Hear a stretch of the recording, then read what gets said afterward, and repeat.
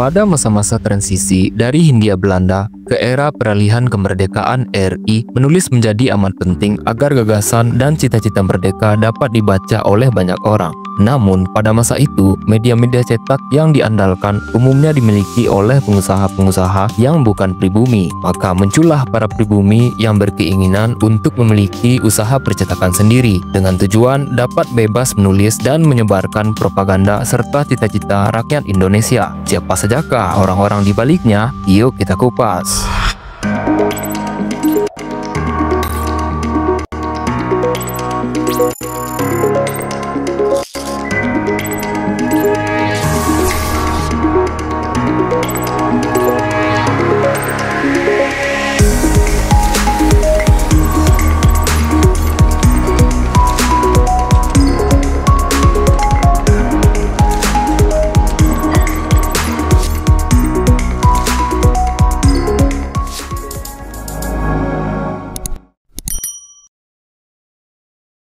Jika merunut koran yang pertama kali terbit di Indonesia pada masa Hindia Belanda, itu pastilah Bataviase Noveles yang diterbitkan pertama kali pada 7 Agustus 1744 setelah masuknya mesin cetak ke Hindia Timur. Bataviase Noveles menjadi koran pertama yang pernah diterbitkan di Batavia sekaligus di Indonesia. Koran yang terbit seminggu sekali ini memiliki 4 halaman dengan layout yang terdiri dari 2 kolom. Awalnya, Bataviase Noveles hanya memuat berita seputar VOC dengan kegiatannya, termasuk informasi seperti jadwal kapal, pengangkatan dan pemberhentian pejabat, hingga berita duka para pekerja VOC. Kemudian, koran ini juga memuat iklan dan berita lelang, berita tentang pesta-pesta, obituari, serta doa-doa keselamatan untuk kapal-kapal yang berangkat. Pada beberapa edisinya, koran ini juga menambahkan kolom yang berisi informasi sejarah koloni atau gereja. Rubrik ini serupa artikel feature yang kita kenal dalam media-media modern saat ini. Koran ini tentunya koran kepunyaan Belanda, bukan pribumi, dan berbahasa Belanda. Pada 20 November 1745, Bataviase Noveles harus dipredel dan berhenti diterbitkan.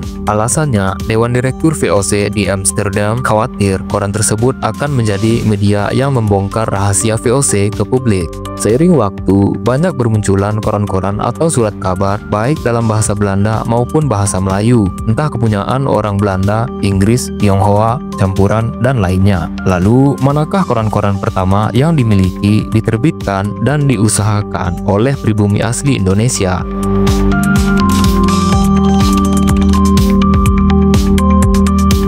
Tersebutlah Raden Mas Djokomono atau dikenal sebagai Tirto Adisuryo, seorang anak bangsawan Jawa yang lahir di Cepu, Blora, Jawa Tengah pada tahun 1880. Belakangan ia dikenal sebagai tokoh pers dan tokoh kebangkitan nasional Indonesia dan juga sebagai perintis Persurat Kabaran dan Kewartawanan Nasional Indonesia. Sunda Berita adalah surat kabar berbahasa Melayu yang terbit pertama kali pada 7 Februari 1903. Surat kabar ini merupakan surat kabar rintisan Tirto yang pertama, setelah sebelumnya ia bekerja di beberapa surat kabar milik Belanda dan asing. Surat kabar ini berkantor redaksi di sebuah desa di Cianjur, Jawa Barat.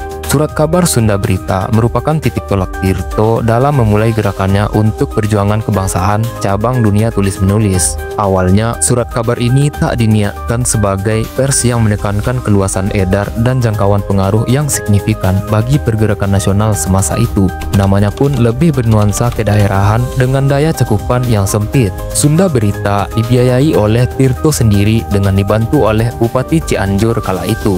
Di tahun pendiriannya, Tirto masih menggapai-gapai ketetapan hati untuk terjun total dalam dunia tulis-menulis dan pergerakan. Oleh karena itu, Sunda Berita boleh dikatakan sebagai embrio yang menjadi pertaruhan sekaligus petunjuk pertama kemana arah langkah Tirto dalam menyuluh sebangsanya secara nasional. Dalam surat kabar ini, Tirto bermain sendiri dan menulis lebih banyak hal tentang apa saja. Ia bertindak sebagai pemimpin redaksi dan bagian administrasi. Koran ini merupakan koran mingguan dengan setebal 16 halaman. Halaman 1-13 berisi macam-macam tulisan, sementara 3 halaman terakhir berisi iklan. Pada tanggal 1 Januari 1907, Tirto Adisuryo menerbitkan surat kabarnya yang kedua, yakni Medan Priayi. Tirto juga mendirikan Sarekat Dagang Islamiyah yang merupakan organisasi tandingan dari Sarekat Dagang Islam yang didirikan oleh Haji Samanhudi. Medan Priayi dikenal sebagai surat kabar nasional berbahasa Melayu yang seluruh pekerjanya mulai dari pengasuh, percetakan, penerbitan hingga wartawannya ialah pribumi. Medan Priayi merupakan alat yang diciptakan Tirto dan timnya untuk melindungi serta membela kaum pribumi dari penindasan. Cita-cita ini tidaklah main-main, sebab tantangannya adalah ditangkap dan dipenjara oleh pemerintah Hindia Belanda. Melalui surat kabar inilah, Tirto menjadi orang Indonesia pertama yang menyuluh rasa kebangsaan Bumiputra melalui kuasa media dan jurnalisme.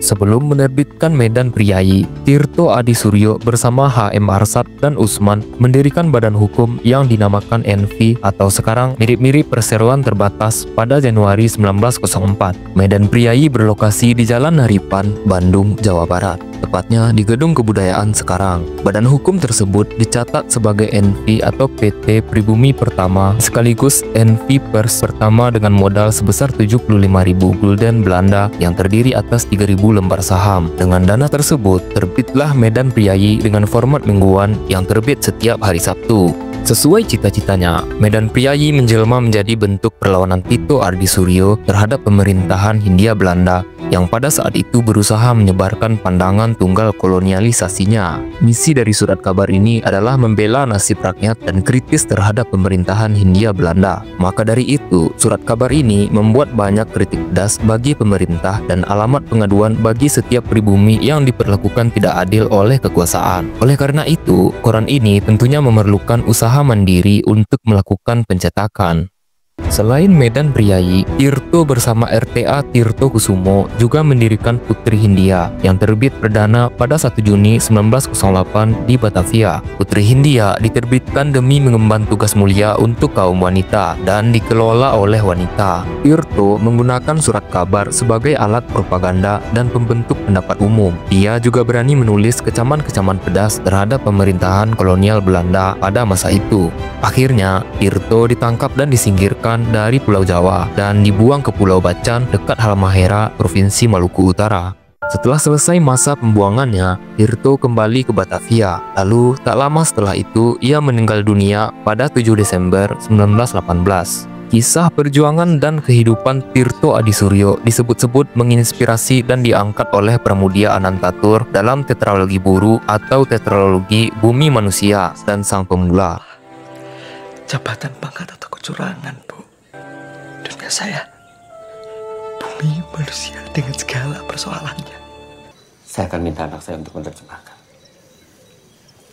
Tito, terjemahkan. Sinds het ontstaan van Majapahit is dit land verenigd in geloofde. Pada 1973, pemerintah mengukuhkan Tirto sebagai Bapak Pers Nasional. Tirto mendapat gelar sebagai pahlawan nasional pada tanggal 3 November 2006 dan salah satu media daring Indonesia, yakni Tirto.id, mendedikasikan nama medianya untuk menghormati sosok Tirto Adisuryo.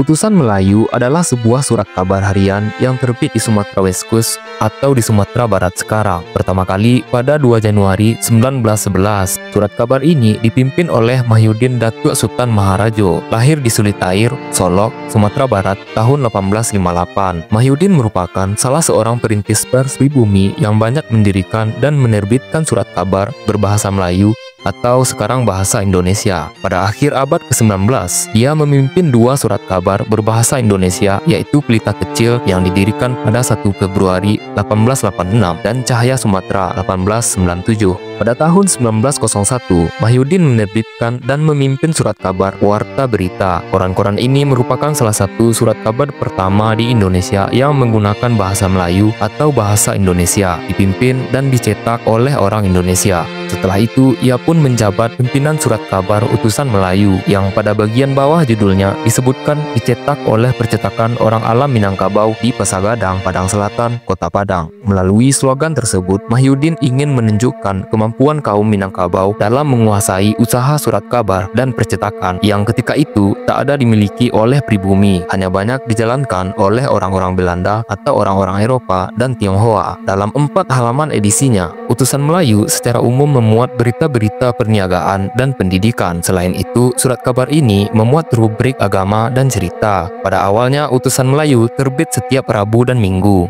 Pada 1915, surat kabar ini melebur dengan suara rakyat pimpinan Datuk Mangkutu Alam yang dicetak di tempat yang sama. Dengan tetap memakai utusan Melayu, surat kabar ini terbit setiap hari kecuali Minggu, Jumat, dan hari libur.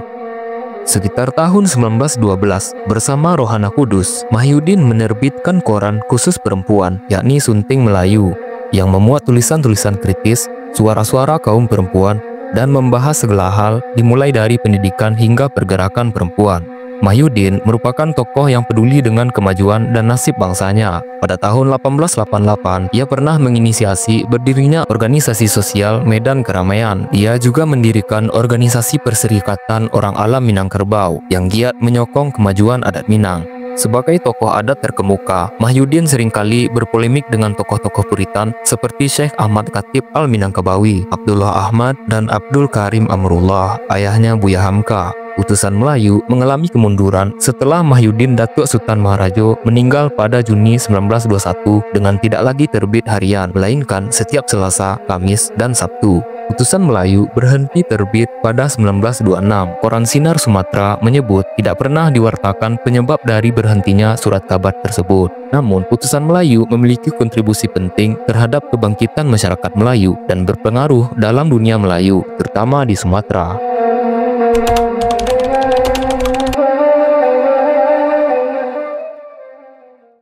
Utusan Hindia merupakan koran yang terbit pertama kali pada tahun 1912.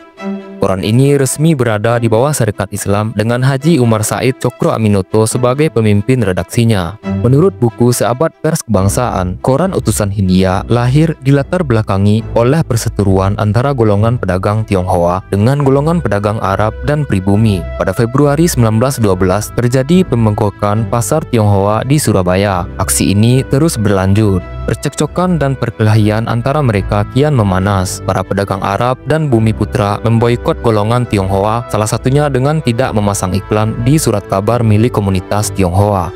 Menyadari pentingnya fungsi surat kabar baik sebagai sumber berita serta media mempromosikan usaha, golongan pedagang Arab dan Bumi Putra berinisiatif untuk mendirikan usaha penerbitan surat kabar yang mampu mengakomodir kebutuhan mereka. Di bawah komando Hasan Ali Surati, para pedagang Arab dan Bumi Putra mendirikan sebuah perusahaan yang bernama NV atau PT Handel Maskafish Setia Usaha Surabaya. Modalnya 50.000 gulden hasil patungan dari Hasan Ali Surati dan gabungan pengusaha Arab dan Bumi Putra Surabaya, Semarang, Pekalongan, Batavia, dan Bandung.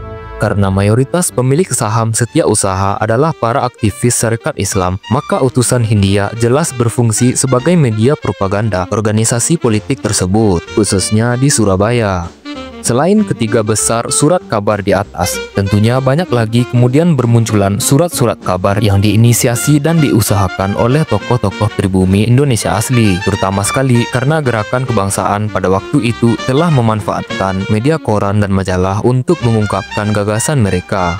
Pers nasional mencerminkan kehidupan gerakan kebangsaan dan sekaligus menyebarkan gagasan idealisme para founding father kita. Pers Indonesia umumnya mengambil sikap oposisi pada pemerintah Belanda dan berjuang untuk kebebasan masyarakat Indonesia dari belenggu penjajahan. Koran-koran atau majalah lainnya yang muncul seperti Darmo Kondo milik Tionghoa yang dibeli oleh Budi Utomo cabang Surakarta, Pikiran Rakyat yang dipimpin oleh Insinyur Soekarno. Kemudian ada pula majalah Pergerakan Suluh Rakyat Indonesia, Penghantar, Sinar Borneo, Persatuan, Pewarta Delhi, dan Matahari, Sinar Sumatera, dan lainnya. Surat kabar dan berbagai majalah milik pribumi Indonesia terus bermunculan dan berkembang dari masa ke masa. Sejak era Hindia Belanda, pendudukan Jepang, masa perjuangan kemerdekaan Republik Indonesia, hingga beralihnya media cetak kepada media daring seperti pada masa sekarang.